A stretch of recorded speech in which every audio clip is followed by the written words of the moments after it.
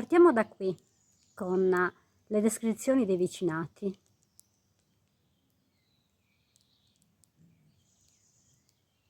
Ciao a tutti, mi trovo ai Sersilli in via Garibaldi. Vedete lassù? Questo è il rione del Sebbeveratorio. E sapete perché si chiama così? La storia è lunga. Se volete conoscerla, venite con me. Aio! Vi racconto. Nel 1927, in piena epoca fascista, a Estersili vennero iniziate 3 opere.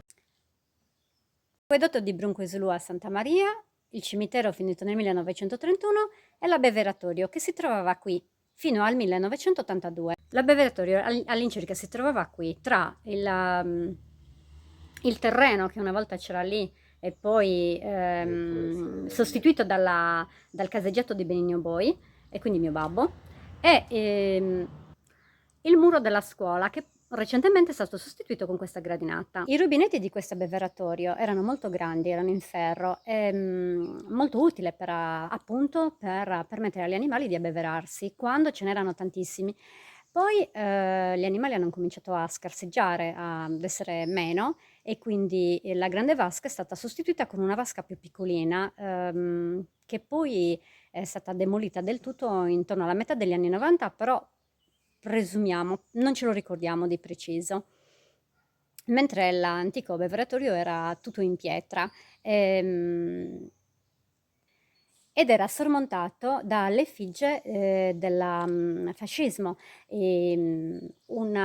tre scudi che avevano i fascilitori appunto, di cui ne è rimasta soltanto la parte di uno si trovava al centro e gli altri due ai lati.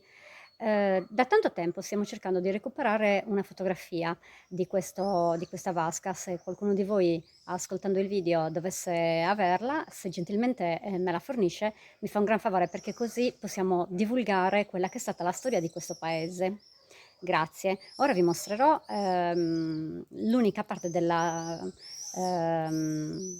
del simbolo che è rimasto. Questo è quello che è rimasto del simbolo. E quelli erano.